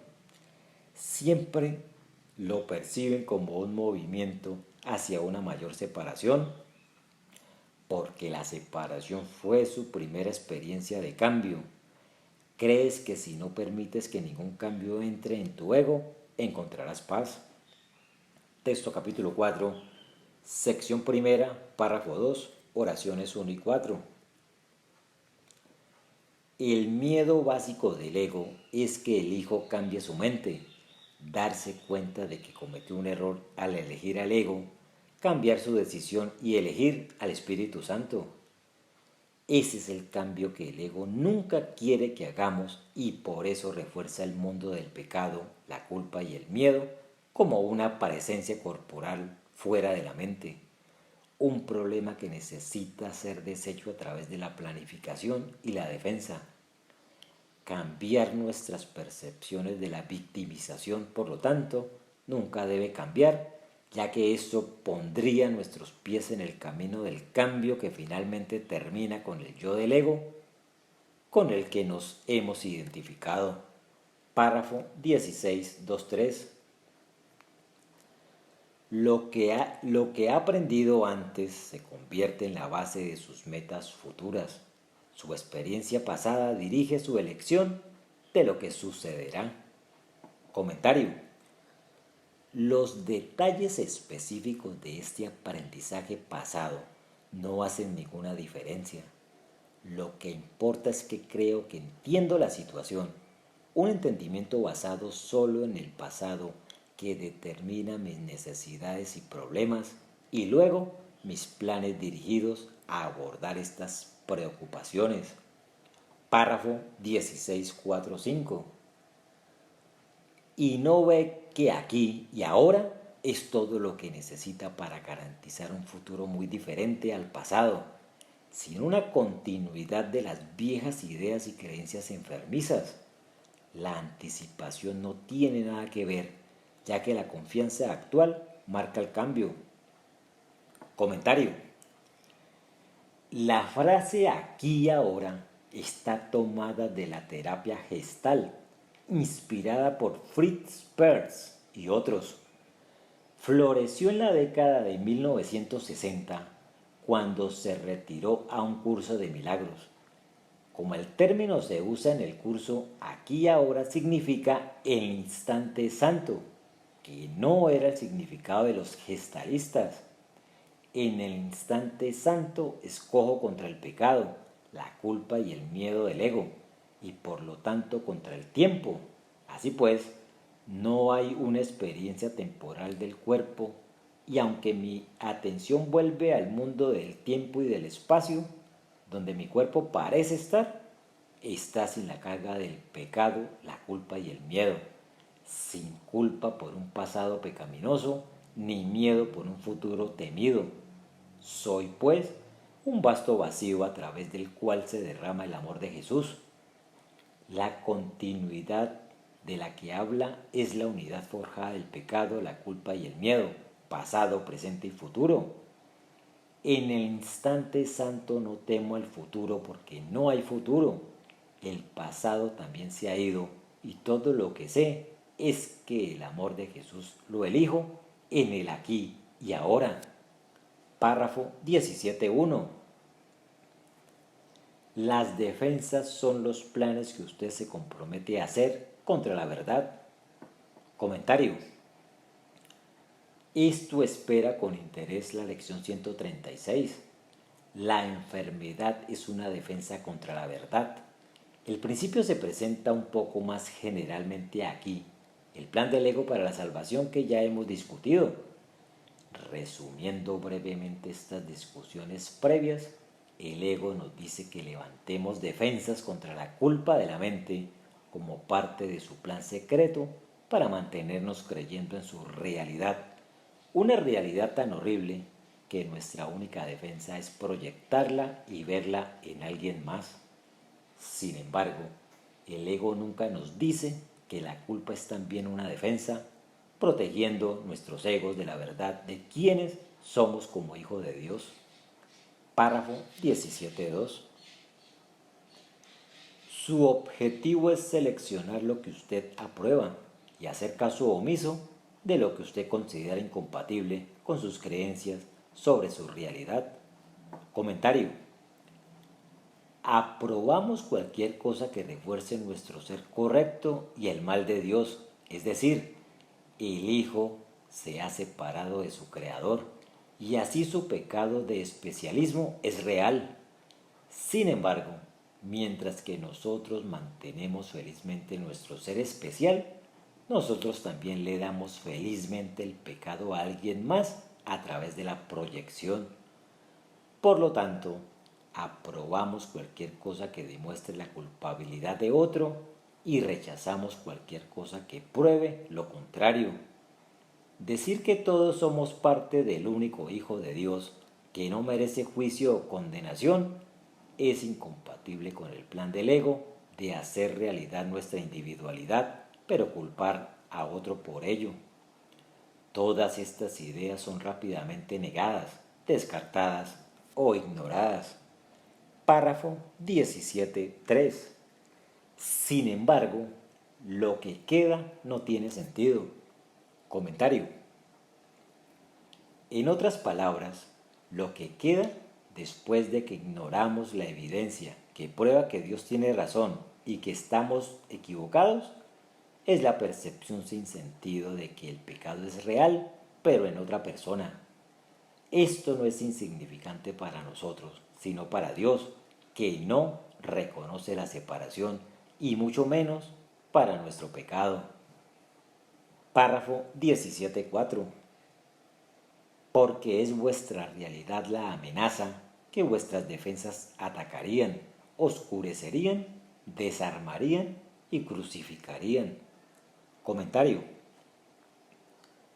La verdadera amenaza para el ego es el poder de la mente del Hijo para elegir en contra de Él y para el Espíritu Santo. La memoria en nuestras mentes divididas de quiénes somos como hijos de Dios, tal como Él lo creó. Así el ego nos dice que sus defensas de la culpabilidad y el cuerpo nos protegerán de la aniquilación de Dios como castigo por nuestro pecado. no revela que nuestras defensas realmente nos protegen de reconocer que podemos cambiar de opinión y elegir la verdad en lugar de la ilusión. El siguiente párrafo es uno de los más incomprendidos en un curso de milagros por parte de los estudiantes tomándolos fuera de contexto. Ha sido utilizado para atacar a sí mismos y a todos los demás. Párrafo 18. ¿Qué no podrías aceptar si supieras que todo lo que sucede, todos los eventos pasados, presentes y futuros, son suavemente planeados por aquel cuyo único propósito es tu bien? Tal vez hayas malinterpretado su plan, pues él nunca te ofrecerá dolor, pero tus defensas no te permitieron ver su bendición amorosa brillar en cada paso que dabas. Mientras hacías planes para la muerte, él te guió suavemente a la vida eterna. Comentario. Al ego le encanta aplicar este pasaje a lo específico, reforzando nuestro especialismo y nuestra especificidad y contradiciendo la realidad. No hay especificidad en el cielo. Y si el Espíritu Santo es la memoria del amor no específico y abstracto de Dios, no puede haber especificidad en el Espíritu Santo y ciertamente no en su plan. El plan del ego ignora lo que es incompatible con su objetivo subyacente y preserva lo que es. Su objetivo subyacente es proteger lo especial, pero proyectar la responsabilidad por ello en alguien u otra cosa. Por lo tanto, la necesidad del ego de hacer realidad los detalles. La lección 161 establece que el odio es específico. Lección 161, párrafo 7, oración 1. Y así se hicieron los detalles. Libro de ejercicios, lección 161, párrafo 3, oración 1.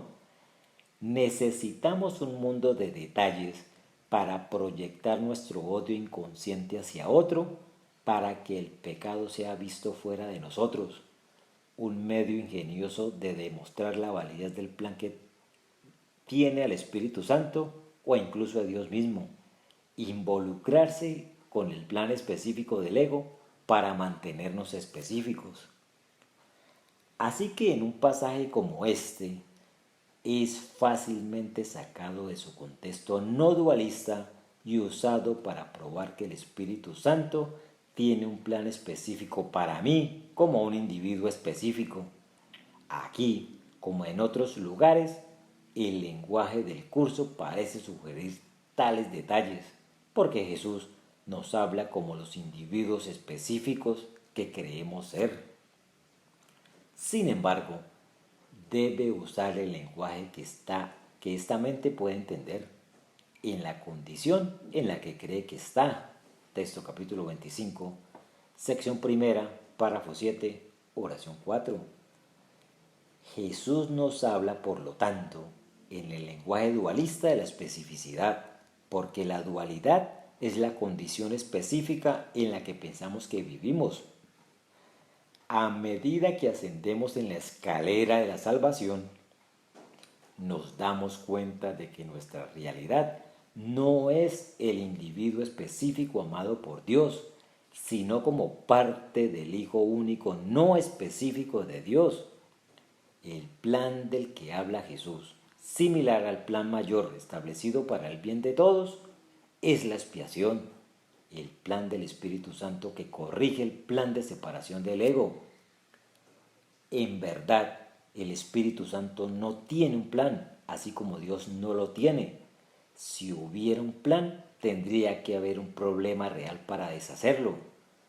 Lo que hay que deshacer es simplemente nuestra creencia equivocada de que hay un problema, la separación y el pecado. Así, el plan del Espíritu Santo deshace el plan del ego de inventar un problema para que lo busquemos y no encontremos una solución. Para refrescar nuestras memorias, El plan del ego es mantener la individualidad del hijo, defendiéndolo de sus constantes cambios de opinión al respecto. Es por eso que el plan de expiación del Espíritu Santo refleja la unidad del cielo, lo cual hace que la separación sea imposible. Y el hecho mismo de que la memoria de nuestra realidad como Cristo está en la mente, corrige el sistema de pensamiento del ego de separación de Dios. La individualidad y la unidad no pueden coexistir. Si el Espíritu Santo es la memoria de la perfecta unidad, nuestra identificación con su amorosa presencia deshace el ego. En otras palabras, nada se hace para contrarrestar el plan del ego, excepto aceptar silenciosamente la presencia de la verdad. En un pasaje importante que ya hemos considerado, leemos de este proceso de deshacer que no hace nada. El milagro no hace nada, todo lo que hace es deshacer y así se anula la interferencia con lo que se ha hecho. No añade, sino que simplemente quita. Texto capítulo 28, sección primera, párrafo 1, oraciones 1 y 4. Es por eso que el plan del Espíritu Santo no es específico. Su amorosa presencia de verdad en nuestras mentes es la perdición del ego. Y su plan es que le invoquemos a medida que pasamos por los planes específicos de la especialidad del ego, pidiendo ayuda para ver de manera diferente nuestras relaciones especiales. Esto es a lo que una lección posterior se refiere como el guión de la salvación. Libro de ejercicios, lección 169, párrafo 9, oración 3. El texto nos dice que el ego habla primero, siempre está equivocado. Texto capítulo 5, sección sexta, párrafo 3, párrafo 5, oraciones 4 y 2. Y el Espíritu Santo es la respuesta. Texto capítulo 5, sección segunda, párrafo 2, oración quinta. El hecho de que el ego hable primero es su plan para hacer realidad nuestro sueño y evitar que volvamos a casa.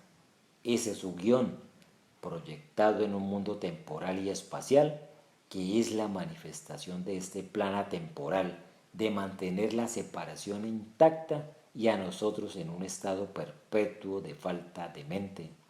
El plan del Espíritu Santo es simplemente mirar, con la ayuda de Jesús, lo que estamos haciendo en nuestras vidas y cómo preserva nuestra especialidad. Por lo tanto, mientras hacíamos planes para la muerte, el plan último del ego, pues la culpa merece el castigo último, el pensamiento de la vida eterna permanecía con nosotros. El propósito específico de un curso de milagros, por no hablar de estos ejercicios, es ayudarnos a elegir este pensamiento amoroso y eterno. Párrafo 19.1. Tu confianza presente en Él es la defensa que promete un futuro imperturbable, sin rastro de tristeza y con un gozo que aumenta constantemente, a medida que esta vida se convierte en un instante santo, establecido en el tiempo, pero que solo presta atención a la inmortalidad. Comentario. Como en los primeros capítulos del texto, Jesús juega con el concepto de las defensas psicológicas y su utilización de mecanismos inexistentes contra el problema inexistente de la culpa, haciendo así realidad la separación. La expiación es también una defensa, pero también una defensa sanadora. Puedes defender tanto la verdad como el error. Los medios son más fáciles de entender después de que el valor de la meta está firmemente establecido. Es una cuestión de para qué sirve. La expiación es la única defensa que no puede ser usada destructivamente porque no es un dispositivo que usted hizo. La expiación se convierte en la única defensa que no es una espada de dos filos, solo puede sanar. Texto capítulo 2, sección segunda, párrafo 3, oraciones 1 y 3. Párrafo 4, párrafo 1, oraciones 8 y 9. En un curso de milagros, por lo tanto, se describen dos tipos de defensas. La del ego, que hace real la culpabilidad y luego se esfuerza por protegernos a través de la proyección, y la del Espíritu Santo, que simplemente nos recuerda que la verdad es verdadera y la ilusión es ilusión. Esta última defensa se resume en la ya mencionada tercera lección del Espíritu Santo. Velad solo por Dios y su reino.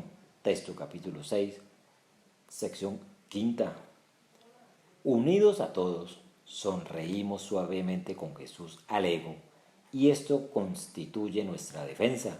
Así pues, Jesús usa una palabra con connotaciones decididamente egoístas, pero con un significado totalmente diferente.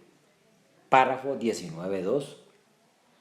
No dejen que las defensas, sino su confianza presente, dirijan el futuro, y esta vida se convierte en un encuentro significativo con la verdad que sólo sus defensas ocultarían. Comentario. Estrictamente hablando, la verdad no es posible en este mundo porque la verdad no puede estar presente en la irrealidad. Sin embargo, su reflejo puede, visto a través del perdón que deshace las ilusiones del ego, específicamente su sistema de pensamiento de pecado, culpa y miedo, y pasado, presente y futuro. Nos unimos a Jesús y a su amor en el instante santo en el que no hay separación.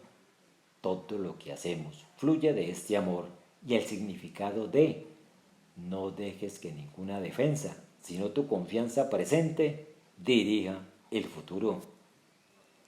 Mientras nos veamos como individuos específicos, nuestra experiencia será de una persona específica llamada Jesús, hablándonos específicamente y dándonos una guía específica. La mayoría de los estudiantes de un curso de milagros pasan por ese periodo. Sin embargo, a medida que subes en la escalera, entiendes que lo importante no es la guía específica que recibes, sino la experiencia inespecífica del amor de Dios. Una vez que usted tiene esa experiencia, no puede haber interés en lo específico, ni preocupación por el futuro. En el instante santo, en lugar del amor abstracto, no hay futuro. Por lo tanto, la guía específica es superflua. ¿Qué debo hacer mañana? ¿Qué trabajo debo tomar? ¿Qué me haría feliz en el futuro? Por una vez identificado con el amor de Dios o de Jesús, tu culpa pasada, tu angustia presente y tus miedos futuros desaparecen. Esto no significa, como ya hemos discutido, que usted no planifique. La gente normal lo hace, pero cuando el amor es su identidad, la planificación se lleva a cabo sin esfuerzo, ansiedad o tensión. Haces lo que sea más amoroso para ti y para las personas que te rodean. Puesto que habitas en un mundo de tiempo y espacio, tu comportamiento debe a veces implicar planes, pero su fuente es el mundo sin culpa en el instante santo. Cuando su atención vuelve al mundo, como se explica en la lección 184, es con la presencia llena de la luz y amorosa de Jesús a su lado.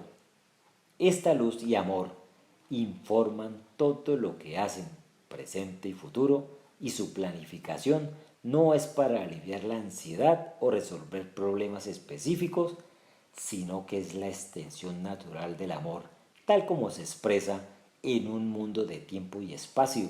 Así, esta vida se convierte en un encuentro significativo con la verdad. Párrafo 21. Sin defensas, ustedes se convierten en una luz que el cielo reconoce con gratitud como propia. Comentario. Cuando dejamos de lado la necesidad del ego de protegerse a sí mismo, nuestra individualidad y especificidad, Lo que queda es la luz del cielo, que la oscuridad de nuestras defensas trató de cubrir. A medida que quitamos los velos, la luz brilla a través de nuestra conciencia para abrazar la filiación. Párrafo 22. Y te guiará en los caminos señalados para tu felicidad de acuerdo con el plan antiguo, que comenzó cuando nació el tiempo. Comentario. Jesús no está hablando de un plan específico que involucre que usted se convierta en un maestro famoso o en una persona santa, o que comience un grupo donde todos lo adoren a usted y a los demás. El antiguo plan de expiación, comenzando en el instante en que la separación pareció ocurrir, es el recuerdo de Dios que vino con nosotros cuando comenzamos nuestro sueño, cuando nació el tiempo. Mientras nos identifiquemos como individuos específicos, nuestras mentes traducirán las enseñanzas abstractas de un curso de milagros, por no mencionar el amor abstracto de Dios, en algo específico. Por consiguiente, pensaremos que Jesús está hablando de un plan específico para mí. De hecho, hay un plan específico para mí, la vida de relaciones especiales de mi ego, en la que cada uno es percibido como el victimario pecador, mientras que yo y aquellos con los que me identifico sigo siendo la víctima inocente. Con la ayuda de Jesús, miro el plan del ego de manera diferente. En otras palabras, el plan del Espíritu Santo es el que hice, el plan de estudios de mis relaciones especiales, visto a través de su visión perdonadora. Mirado sin juicio, mis relaciones se curan. Este antiguo plan de expiación es, por lo tanto, nuestra función especial de perdón, descrita en el siguiente pasaje familiar. Tal es la amable percepción del Espíritu Santo de lo especial, su uso de lo que usted hizo para sanar en vez de dañar. A cada uno le da una función especial en la salvación que solo Él puede llenar. Una parte solo para Él. El plan tampoco está completo hasta que encuentre su función especial y cumpla la parte que le ha sido asignada para completarse a sí mismo dentro de un mundo donde reina la incompleción. Texto capítulo 25, sección sexta, párrafo 4. Párrafo 23.4. Tus seguidores unirán su luz con la tuya y se incrementará hasta que el mundo se ilumine de gozo, y de buena gana nuestros hermanos dejarán a un lado sus incómodas defensas, que no les sirvieron de nada y que solo podían aterrorizar. Comentario. Esta es otra expresión del tema mencionado repetidamente en el curso, la unidad del Hijo de Dios. No puede haber separación cuando escoges a Jesús como tu Maestro, porque su amor mismo expresa esta unidad. El mundo se salva en ese instante y ustedes se vuelven como Jesús, una luz de verdad que brilla a través de la filiación. Este es el significado de seguidores, no gente que se aferra a cada palabra y adora en tu altar, sino aquellos que harán la misma elección que tú hiciste. Jesús también habla de toda la filiación unida como una sola mente y luz, a medida que tu mente cambia de la oscuridad a la luz. Párrafo 21. Anticiparemos ese momento hoy con la confianza presente, porque esto es parte de lo que fue planeado para nosotros. Nos aseguraremos de que todo lo que necesitamos nos sea dado para nuestro logro de esto hoy. No hacemos planes sobre cómo se hará, pero nos damos cuenta de que nuestra indefensión es todo lo que se requiere para que la verdad se manifieste en nuestras mentes con certeza. Comentario. Mientras creamos que somos organismos específicos con necesidades específicas, nos encontramos en el último peldaño de la escala. Además, al describir esta escalera en el canto de la oración, Jesús nos dice que siempre que le pedimos al Espíritu Santo que nos dé detalles específicos, canto de la oración, capítulo 1, sección segunda, párrafo 2, oración 1, reflejamos esta posición. Canto de la oración, párrafo 1, sección tercera, párrafo 2, oración 1. A medida que subimos por la escalera, identificándonos menos con el cuerpo y más con la mente, nos damos cuenta de que la única necesidad es elegir al maestro adecuado que nos lleve a casa, ayudándonos amablemente a despertar del horrible sueño del ego y a recordar que nunca salimos de la casa de nuestro Padre. Todos comparten esta necesidad que nos une como un solo hijo. Cumpliendo con esa necesidad de nosotros mismos, el despertar arde en la mente de la filiación, abrazándonos felizmente a todos en su dulce paz. Cuando te sientas tentado a emprender un viaje inútil que te aleje de la luz, recuerda lo que realmente quieres y di: el Espíritu Santo me guía a Cristo. ¿Y a dónde más podría ir? ¿Qué necesidad tengo de despertarme en Él? El Espíritu Santo te enseñará a despertar a nosotros y a ti mismo. Esta es la única necesidad real que hay que satisfacer a tiempo. La salvación del mundo yace solo aquí. Mi paz os doy. Tómalo de mí a cambio de todo lo que el mundo ha ofrecido, pero para quitarlo. Y lo extenderemos como un velo de luz sobre el rostro triste del mundo, en el cual escondemos a nuestros hermanos del mundo y de ellos. Texto capítulo 13, sección séptima, párrafo 14. Párrafo 16, oraciones 5 y 10. Una vez más, mientras nos identifiquemos con nuestra existencia individual, la mente traducirá a específicos nuestra necesidad del Maestro del Perdón. No hay nada de malo en ello, pero el error entra cuando pensamos que esto es todo lo que hay, porque entonces nunca pasaremos del primer par de peldaños. Lo que habrá sucedido, que en cierto modo nos deja en una situación peor que antes, es que hayamos hecho de este sueño una realidad aún mayor, porque ahora Jesús mismo nos está ayudando a encontrar un sueño más feliz aquí, en el que se satisfacen todas las necesidades específicas. Por otro lado, si vemos la satisfacción de nuestras necesidades como una fase de transición que nos lleva a una experiencia mucho mayor, no nos quedaremos atrapados en la red del ego. De hecho, habremos allanado el camino para que la verdad amanezca en nuestras mentes. Párrafo 22.1. Por 15 minutos 2 veces hoy descansamos de la planificación sin sentido y de todo pensamiento que bloquee la verdad de entrar en nuestras mentes. Comentario: la planificación sin sentido significa resolver un problema que no existe, por lo que no tiene sentido. Jesús no está diciendo que usted no deba hacer planes.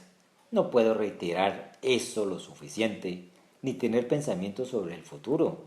Sin embargo, cuando tus planes están llenos de tensión, miedo, culpa y ansiedad, te has involucrado en una planificación sin sentido, tratando de defenderte contra el problema de la culpa que no existe. ¿Cómo entonces puede entrar la verdad de la inocencia? Párrafo 22.2.